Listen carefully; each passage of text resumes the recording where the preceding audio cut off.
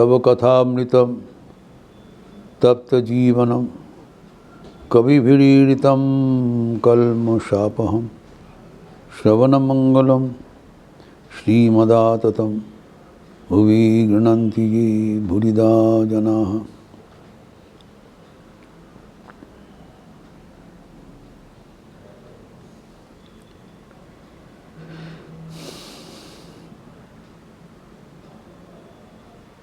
मानसिक तप का चर्चा चल रहा था। श्रीमद् भगवद गीता की सप्तदश अध्याय के 16 श्लोक अवलंबन करते हुए मानसिक तप का 5 आयाम है, जिसमें से हम तृतीय आयाम पर चर्चा कर रहे थे। मन प्रसादात् सौम्यत्यम मौनम आत्मविनिग्रह भाव संशुद्धि इत्येतत् तपो मानस उच्यते। मन को प्रसन्न रखना चाहिए। You always try to have a pleasing personality in our thought, action and reaction.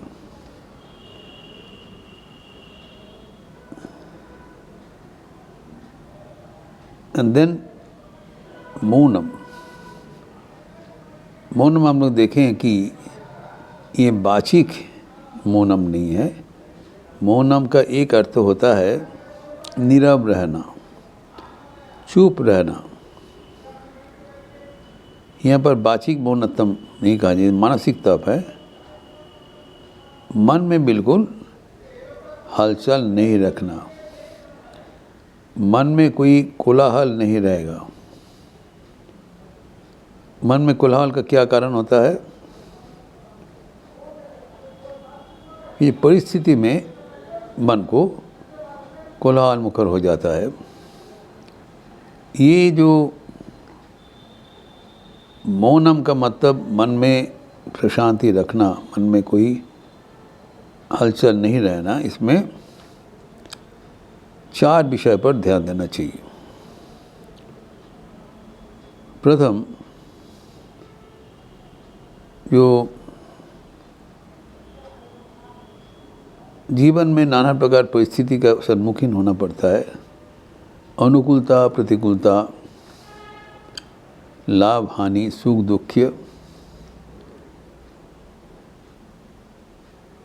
संयोग वियोग,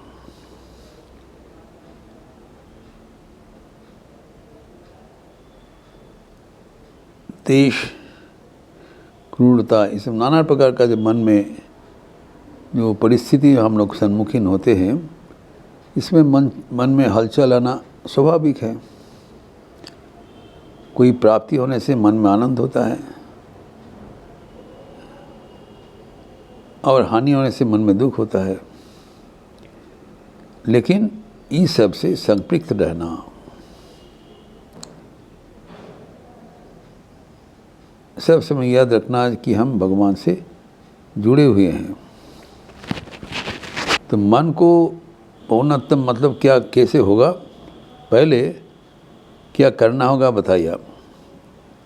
मन में हलचल नहीं रहेगा, ये हमारा लक्ष्य है। कैसे करें? वो 3 उपाय बताया। एक, जो हम लोग शास्त्र पाठ करते हैं, स्वाध्याय करते हैं, जो गीता उपनिषद नाना प्रकार का शास्त्र पढ़ते हैं, भक्ति शास्त्र, योग शास्त्र, ये सब शास्त्र का वाणी मन ही मन मनन करना।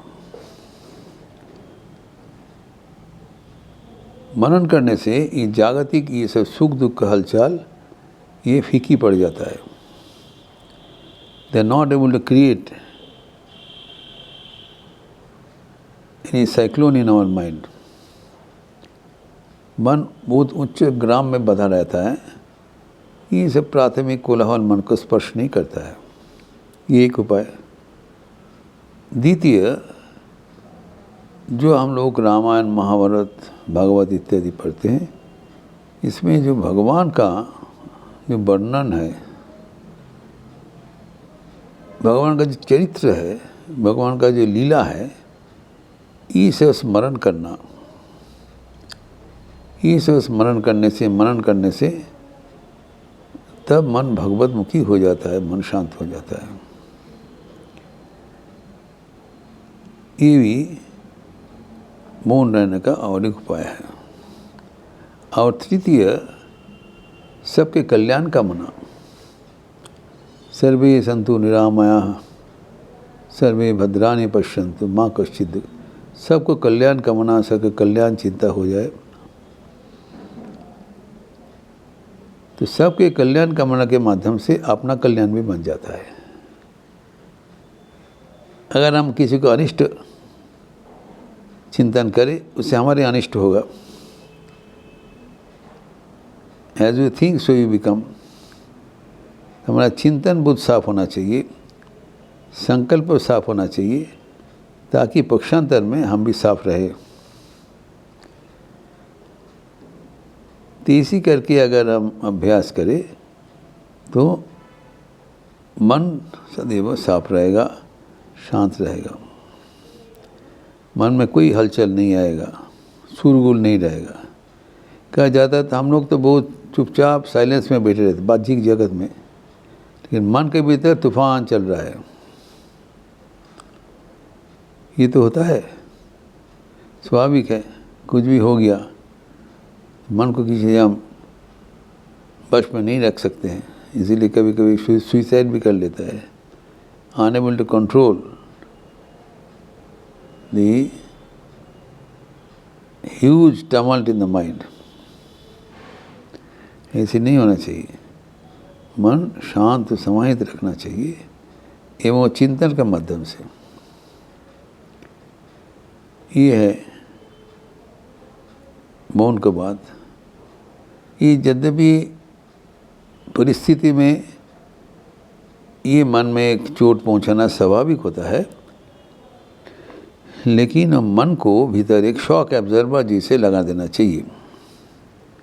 जो भी कुछ परिस्थिति होता है, हम उसमें शांत रहते हैं। भगवान के चिंतन के माध्यम से, ईश्वर से सदैव जुड़े रहना ही मन को शांत करने का उपाय है। और इसको आगे बताते हैं आत्मविनिग्रह।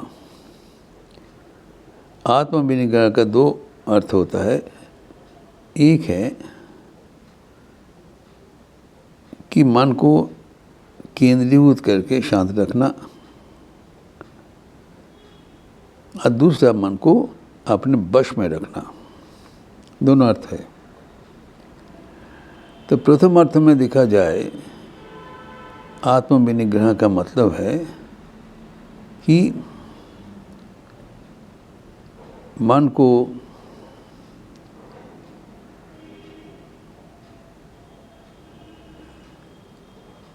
तैल धारावत अगर हम उसको केंद्रीकरण करें, मन को हम कंसंट्रेट करें, जो एकाग्र करे, मन की एकाग्रता। स्वामी विवेकानंद कहते हैं, secret of success in life is concentration of mind.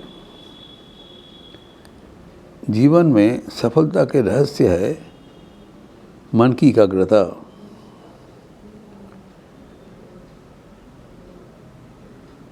मन को अगर किसी उपाय से हम एकाग्र कर सकते हैं तो हमारा आत्मनिग्रह बन जाता है। हमारी जो स्वाभाविक वृत्ति है कि मन एकाग्र नहीं रहता है, इधर उधर भगते रहते हैं, इससे मन का शांति विघ्नित होता है। पतंजलि योग सूत्र में अष्टांग योग में कहा गया है, यमने में आसन प्राणायाम प्रत्याहार धारण ध्यान समाधि। ध्यान मतलब मन को शांत रखना। मन को शांत रखने का उपाय है मन को एकाग्र में रखना, एकाग्र करना। मन जब हम कोई विषय पर हम एकाग्र करने चाहते हैं, मन का स्वभाव है इधर उधर भग जाना। तो जब ये मन को नाना प्रकार श्रृंखला के माध्यम से हम लोग थोड़ा तेजी किया, तब मन उस अवस्था में एक शांत भाव ग्रहण करने के लिए लालायित रहता है। If somehow we can ensure concentration of the mind, then we win the game। ये हमें समझना पड़ेगा। तो कैसे कंसंट्रेशन कहा गया है? तैल धारावत निश्चित निरंतर। जब हम मन को एक वस्तु में धारण करके एक वस्तु में स्थापन करने के लिए प्रयास करते हैं, उसको कहा जाता है कि धारणा। Keep the mind at a particular spot. जैसे अब धारण किया, मन वहाँ से हट जाएगा। तो हट जाने से क्या करना है? प्रत्याहार, प्रति आहार, उसको पकड़ के खींच के फिर उसको ओरिजिनल जो पॉइंट था वहाँ पर लाना।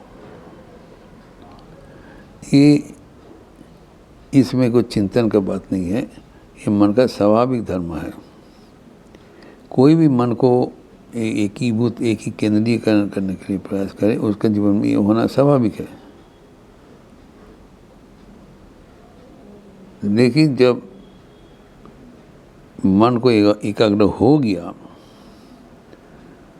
तब जो मन का अवस्था होता है उसको कहते हैं ध्यान। एकाग्र युक्त मन ही ध्यान का लायक है। तो जब तैल धारावत कोई इसमें जो कंटिन्यूटी, इसमें डिसकंटिन्यूटी नहीं है, कंटिन्यूअसली। जैसे एक पात्र से दूसरे पात्र में तेल डाल देने से उसमें स्मूथली चले पात्र अंतरित होता है, और ये पानी भी भरोगे, जो कुछ भरोगे, तो वो डिसकंटिन्यूटी नहीं रहेगा, कभी कभी छूट हो जाता है, वैसे नहीं रहेगा। इसलिए होता है कि इसको बहुत सावधानी से जत्न करके विषय वस्तु से अगर हट जाए, पुनः उसको स्थापन करके धारण करके एक बिंदु में स्थापन करना ही धारण, प्रत्याहार एवं धारणा। धारण के बाद साथ साथ परवर्ती रिवॉल्व्स इनटू ध्यान। तो ध्यान किया नहीं जाता है, ध्यान होता है। ध्यान कब होगा? जब हम मन को विषय से हटाकर एक बिंदु में स्थापन करेंगे। तैल धारावत वो वहाँ पर ही रहेगा। फिर उस अवस्था में हम कैसे और भी आगे बढ़े, इसका चर्चा, इसका विस्तार हम अगले दिन करेंगे। ओम शांति शांति शांति। हरि ओम तत्सत। श्री राम कृष्णार्पणमस्तु। आज एकादशी तिथि है और संध्यारति के उपरांत राम नाम संकीर्तन होगी, लिपि दिया जाएगा। आप सबका स्वागत है। अच्छे रहिए, स्वस्थ रहिए, आनंद में रहिए। नमस्कार।